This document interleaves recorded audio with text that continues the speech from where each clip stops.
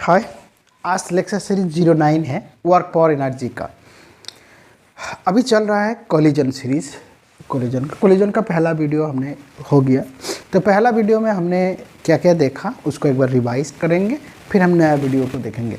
इसमें ध्यान देने वाली बात है कि कोलिजन से कोई क्वेश्चन एग्जाम में आता है, किस प्रकार क्वेश्चन आएंगे, उसमें तीनों टाइप का कोलिजन में कोई भी यह मिला जुला रहता है। तो हमें कोलिजन के बारे में जानना बहुत ही ज़रूरी है। ये नीट की एग्ज़ाम के लिए बोर्ड में तो है ही कोलिजन का जो हमें फार्मूलास निकाला हुआ है V1 और V2, यानी कि फाइनल वेलोसिटी। आफ्टर कोलिजन के बाद जो फाइनल वेलोसिटी हमने निकाला V1 V2, वो कैसे निकाला जाता है और कुछ स्पेशल केसेस ये बोर्ड में तो आएंगे, उसके अलावा कॉन्सेप्ट बेसिस पे नीट में आएंगे। इसलिए हमें प्रैक्टिस करना बहुत ही ज़रूरी है। और प्रैक्टिस हम कैसे करेंगे? न्यूमेरिकल देख के। जितना हम प्रैक्टिस करेंगे उतना हमारा अंदर कॉन्फिडेंस आएगा। कॉन्सेप्ट वही है जो फार्मूला हमने बताया हो, इसलिए इनको ध्यान से देखना, पूरा वीडियोस को देखना, पूरा सीरीज को देखना, ठीक है। तो कोलिजन ऐसा लाएगा यू, कोई सा भी कहीं से भी घूम के दे दे तो आराम से हम कर सकते हैं। क्लियर है? तो आज हम देखेंगे कि इलास्टिक कोलिजन का कुछ स्पेशल केसेस है। कौन सा कोलिजन? इलास्टिक। तो इससे पहले इलास्टिक कोलिजन हमको पता होना चाहिए। इलास्टिक कोलिजन किसे कहते हैं? प्रीवियस वीडियोस में मैंने इलास्टिक कोलिजन का पूरा डेफिनेशन प्लस उसमें क्या क्या कंडीशन चाहिए, तो एक बार फिर रिवाइज करेंगे क्या है, क्या क्या कंडीशन चाहिए। सबसे पहले कोलिजन क्या होता है? दो बॉडीज का इंटरेक्शन, यानी कि दो बॉडी इंटरेक्शन। इसलिए बोल रहा हूँ कि दो बॉडी कोलिजन हमेशा ऐसा नहीं कि टक्कर मार दिया कोलिजन है। एक नज़दीक आने से एक दूसरे का वेलोसिटी को अगर इफेक्ट करता है तो वो भी कोलिजन है। लेकिन हमारे केस में हम कैसे हेड ऑन कोलिजन स्टडी किया था, इलास्टिक कोलिजन।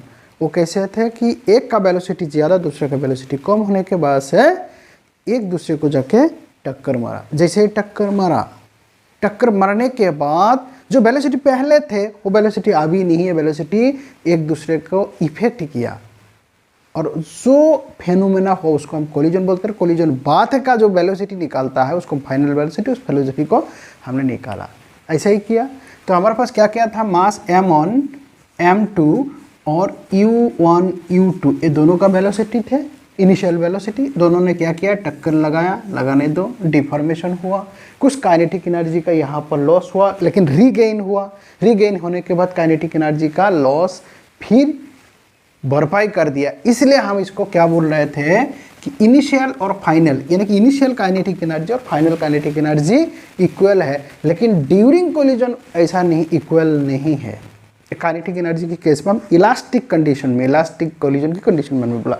उसके अलावा हर एक कोलिजन कैसा भी, इलास्टिक हो, इनइलास्टिक हो या परफेक्टली इनइलास्टिक हो, हर एक कोलिजन में एक चीज़ कॉमन था, कंजर्व था, वो है लीनियर मोमेंटम। और linear momentum before collision, during collision, after collision, तीनों की केस में हमारे पास कंजर्व थे। ये दो कंडीशन था। तीसरा कंडीशन हमने फाइनल निकाला था, उसको बोलता है ई को बोलता है कोएफिशिएंट ऑफ रेस्टिट्यूशन। और इलास्टिक के केस में इसका वैल्यू 1 है। ये एक्चुअली रेशियो है, किसका ratio? V2 minus V1 divided by E1 minus U2। इस दोनों को हम क्या बोलते हैं? Relative velocity after collision divided by relative velocity before collision. इस रिलेटिव वेलोसिटी को दूसरा बोलता है वेलोसिटी ऑफ सेपरेशन और वेलोसिटी ऑफ अप्रोच। अप्रोच का मतलब नज़दीक जा रहा है, सेपरेशन मतलब दूर दूर हो रहा है। ये तीन कंडीशन हमने स्टडी किया। पहला क्या? Linear momentum conserve. Second, kinetic energy initial equal kinetic energy final. Third, E equal 1। ये किसका कंडीशन है? इलास्टिक कोलिजन की। इन कंडीशन के ऊपर बेस्ड करके हमने V1 और V2, V1 मतलब final velocity of mass m1 after collision और V2 मास m2 का कोलिजन आफ्टर कोलिजन का वेलोसिटी, फाइनल वेलोसिटी है। तो V1 और V2 हमने निकाले थे ऑन द बेस्ड ऑफ क्या क्या टर्म हम यूज हुआ था? E1 U2 M1 M2। अभी उसी से हम स्पेशल केस को स्टडी करेंगे। सबसे पहले V1 और V2 क्या था एक बार बताया जाए। क्या वन है? V1 क्या है? V1 इक्वल, हमने याद करने का तरीका भी बताया था। क्या तरीका था? V1 यानी कि 1 डोमिनेंट है तो M1 पहले आएंगे, M1 minus M2 divided by M1 plus M2। ये मास का रेशियो है, दोनों मास है। इनटू वेलोसिटी v1, इसका मतलब e1 प्लस 2 इंटू m2 बाद में आ जाएगा, u2 बाद में आ जाएगा, और नीचे डेनोमिनेटर में सेम रहेंगे। ये हमने याद करने का तरीका बताया था, क्लियर है। तो उसी प्रकार अगर v2 में लिखूंगा तो m1 पहले आया, m2 पहले आएगा, m2 minus m1 divided by m1 plus m2, नीचे सेम रहेगा, डेनोमिनेटर में सेम रहेगा, न्यूमरेटर में थोड़ा सा फर्क हो गया। ये e1 था, b1 था बोल के e1 था, b2 बोल के तो क्या आएगा u2, सेम इसकी ऑपोजिट यहाँ 2 इंटू m1 e1 और नीचे सेम रहेगा m1 plus m2।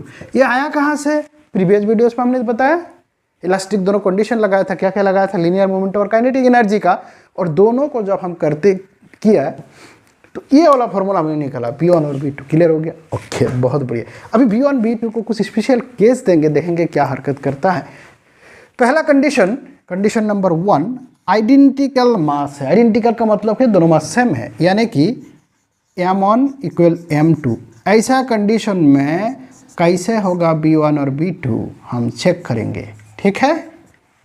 Okay, check किया जाए, बहुत बढ़िया। m1 और m2 यहाँ पर दोनों मिलाकर अगर मैं m बैठाऊँ तो m1 और m2 इक्वल है, इक्वल इक्वल माइनस करेंगे तो ये पोर्शन हो जाएगा 0, यानी कि v1 इक्वल ये पोर्शन 0 हो गया, 0, बहुत बढ़िया, 0 प्लस ये वाला पोर्शन क्या होगा m2, 2 into m2 divided by m1 और m2 सेम है तो हम मान लेते हैं m2 है, दोनों सेम है, तो 2 इंटू m2 नीचे भी आ जाएगा, m2 plus m2, 2 into m2 into u2, ये एक कैंसिल हो जाएगा, v1 का वैल्यू हो जाएगा u2।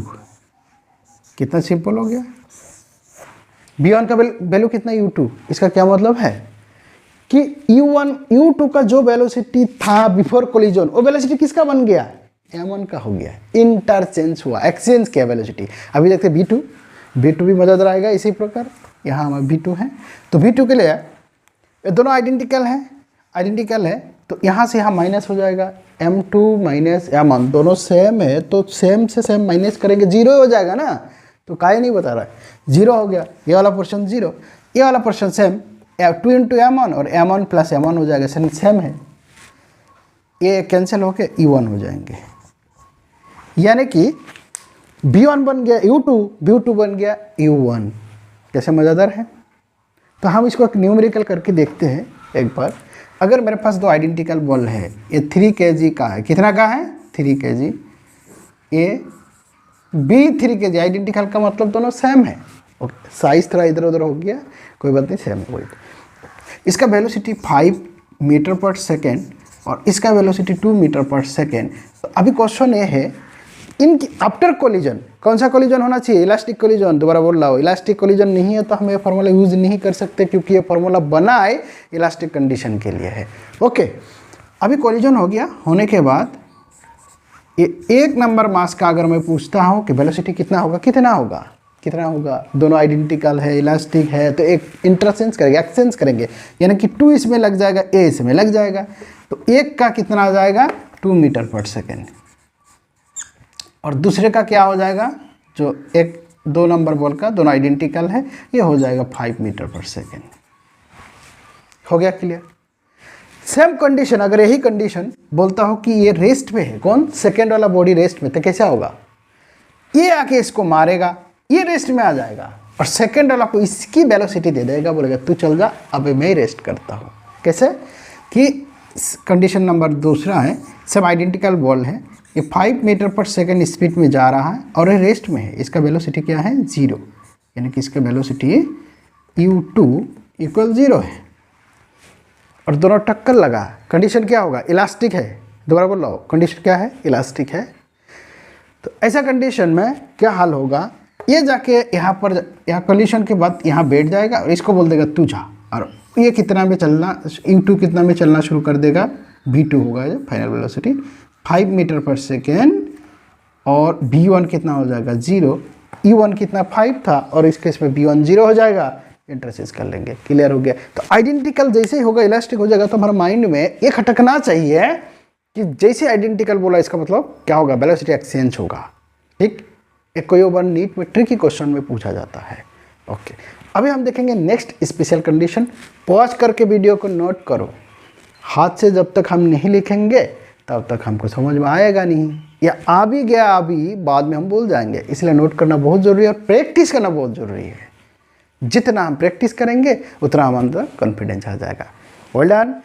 अभी हम देखेंगे कंडीशन नंबर 2, स्पेशल केसेस का कंडीशन नंबर 2। कंडीशन नंबर 2 क्या है कि ये मास M1 यानी कि डोमिनेंट केस है। डोमिनेंट का मतलब क्या होता है? एक का मास दूसरे से कंपेयर में बहुत ज़्यादा होंगे, बहुत ज़्यादा। एग्जाम्पल है, एक बॉल है या एक साइकिल वाला है, ठीक है, एक साइकिल है और एक ट्रक वाला आ रहा है, तो ट्रक कितना हैवी होगा compare to the cycle.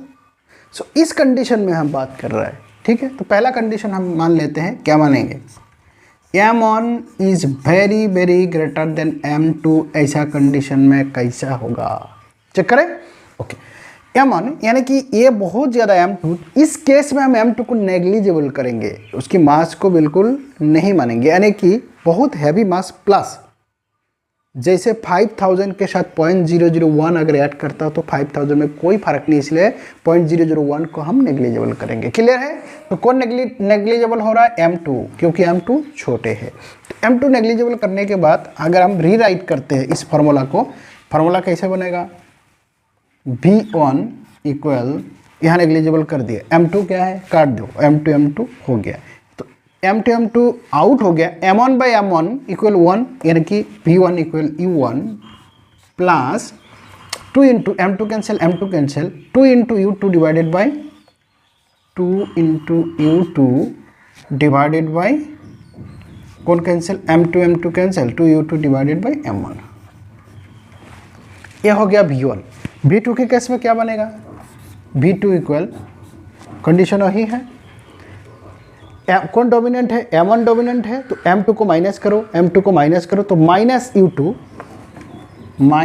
U2 plus 2 into M1 रहेंगे, M2 आउट हो जाएगा तो M1 कैंसिल, 2 इंटू U1।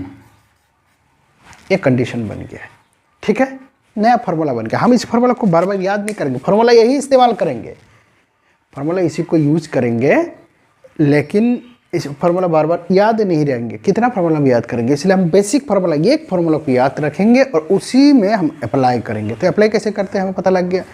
अभी अगर एग्ज़ाम में ये दिया रहता है कि एक हैवियर बॉडी है, ठीक, एक ट्रक आ रहा है और एक स्टेशनरी बॉडी, स्मॉल छोटे बॉडी को धक्का मार दिया, तो ट्रक का वेलोसिटी का क्या होगा और उसकी वेलोसिटी क्या होगा? यानी कि कंडीशन क्या बोल रहा है? U2 equal 0। U2 इक्वल जैसे 0 बैठा देंगे तो पहला वाला मास का, यानी कि ट्रक जो आ रहा है, इधर से ट्रक आ रहा है, ये देखिए, ये मेरे पास साइकिल वाला या ट्रक है, तो ट्रक आया, इसके पास बहुत मास है, वो अपना वेलोसिटी, इसमें कोई फर्क नहीं पड़ेगा, इसको धक्का मारेगा और अपना हिसाब से चलते रहेगा। यानी कि U2 जैसे 0, ये रेस्ट कंडीशन में है, तो इसको धक्का मारा तो ये पोजीशन 0 हो जाएगा, वेलोसिटी 0 था, U2 0 है, तो V1 इक्वल U1, ये अपना स्पीड में ही चलते रहेंगे। V2 का, इसका जो स्टेशनरी था, इसकी क्या हाल होगा वो देखते हैं। यानी कि V2 क्या होगा? माइनस U2 क्या था? 0 बैठा दो, प्लस 2 इंटू U1 कौन है? ट्रक का स्पीड है, यानी कि ट्रक का स्पीड इसके ऊपर लगेगा, ये इस ट्रक के स्पीड के डबल स्पीड में भाग जाएगा। ऐसा नहीं होता एक्सीडेंट में, कभी छोटा चीज़ जैसे एक्सीडेंट होता है, मोटरसाइकिल वाला, वो बिल्कुल एकदम कितना दूर में चला जाता है, अगर वो खड़ा भी है तो डबल स्पीड पे चला जाएगा। कितना? डबल। तो ऐसा कंडीशन में क्या होगा? कब कंडीशन क्या है? U2 इक्वल जब 0 हो जाएगा तब पहले वाला का वेलोसिटी बिल्कुल अपना वेलोसिटी में कोई फर्क नहीं पड़ेंगे, लेकिन V2 जो बैठा हुआ था, स्टेशनरी था, जिसका इस पास कोई स्पीड नहीं था, वो आराम से वैसे चाय पी रहे थे, तो उसको इतना जोर से धक्का मारा, वो डबल स्पीड हो जाएगा। किसका? जो जिसने धक्का मारा, हैवियर मास का, 2 इंटू 1। एक कंडीशन है, ठीक है। अगर रेस्ट वाला कंडीशन देते हैं तो हम फार्मूला को इतना माइंड में नहीं लगाएंगे, डायरेक्ट याद करेंगे, जो चीज़ जा रहा है तो उसका स्पीड में फर्क नहीं पड़ेगा, जिसको मारा उसका स्पीड, जो मारा उसकी डबल हो जाएगा, जो मारा उसकी डबल हो जाएगा, ठीक है, डन। ओके, अभी देखेंगे कंडीशन नंबर 3। कंडीशन नंबर 3 भाई, M1 अगर ज़्यादा हो सकता है, M2 भी तो ज़्यादा हो सकता है, कि मैंने गया और क्या दीवार पे टक्कर लगाया, हो सकता है ना, बॉल लग गया, दीवार पे टक्कर लगा, दीवार क्या हैवियर है और स्टेशनरी हो सकता है, तो उस बॉल के साथ क्या होगा, इसलिए बोलता है दीवार में टक्कर नहीं लगाना, दीवार का कुछ नहीं होगा। अभी हम देखेंगे फिजिक्स के हिसाब से, फार्मूला के हिसाब से हम देखेंगे। चेक करें, ओके नाइस।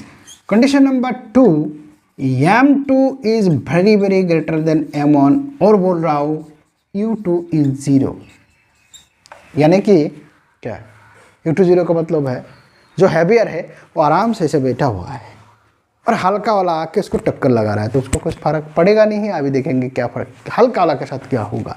कंडीशन अप्लाई करें, u2 हमने 0 दे दिया, 0 नहीं भी हो सकता है, ऐसा भी हो सकता है कि ये भी चल रहा है, हो सकता है हैवियर वाला। ओके, अभी सेम फार्मूला कहाँ है, हमारा मेन फार्मूला यही है। b1 में क्या हम बैठा सकते हैं, m2 ग्रेटर देन, तो m2 अगर ज़्यादा है तो कंडीशन क्या होगा, m1 को हम नेग्लिजिबल करेंगे, ए आउट हो गया, ये हो गया माइनस u1, m2 कैंसिल हो जाएंगे, माइनस u1, तो b1 इक्वल माइनस u1, ये क्लियर हो गया। और b2 की कंडीशन हम देखते हैं, b2 की कंडीशन में u2 तो 0 ही है, ये 0 है, इसको हम क्यों कंसिडर नहीं किया, b1 में सिर्फ इतना वैल्यू ले लिया, ये क्योंकि u2 का वैल्यू 0 है। ये कंडीशन क्या है, स्टेशनरी है, सेकंड बॉडी जो हैवियर बॉडी है उसमें जैसे 0 पुट कर दिया 0 हो गया। अभी आ जाता है b2 का वैल्यू क्या होगा, ये है, यहाँ नज़र कहाँ है, नज़र इधर होना चाहिए। चलिए b2, अभी हमने m2 को क्या ले लिया, डोमिनेंट, तो m2 रहेगा, m1 आउट हो जाएंगे, तो m2 divided by m2 cancel, u2 का वैल्यू तो 0 ही है, तो हमें b2 का पहला कंडीशन 0 है। सेकंड कंडीशन देखते हैं, m1 कैंसिल हो जाएंगे, m2 रहेगा, यानी कि 2 into u1 by m2, 2 into u1 divided by m2, ठीक है। b2 equal 2 into u1 divided by m2 क्या है, हैवियर है, बहुत ज़्यादा वैल्यू है, और u1 कितना स्पीड में जा रहा है, अगर हल्का सा स्पीड है तो ये भी नेग्लिजिबल है, उसको जस्ट थोड़ा सा हिला के आ जाएगा। क्लियर हो गया, यानी कि सेकेंड वाला बॉडी का जो बैठा ऐसे स्टेशनरी है वो डिपेंड करेगा u1 कितना स्पीड में आ रहा है। अगर u1 थोड़ा सा ही हमारा 2 मीटर पर सेकेंड 1 मीटर पर सेकेंड, तो वो इसको हिला ही नहीं पाएगा, क्योंकि इसका मास बहुत ज़्यादा है। अगर हमारा डेनोमिनेटर बहुत ज़्यादा है तो जब डिवाइड करते हैं तो वैल्यू पॉइंट में आ जाता है ना, तो इसका स्पीड ना की बराबर हो जाएगी। कुल मिला के अपना टक्कर लगा के, यानी कि अगर बॉल में दीवार में फेंक देता हूँ तो दीवार क्या है, स्टेशनरी था, दीवार का वेलोसिटी 0 है, उस दीवार में लाग के रिटर्न हो जाएगा अपना ही वेलोसिटी में, लेकिन रिटर्न होगा, क्यों, माइनस है।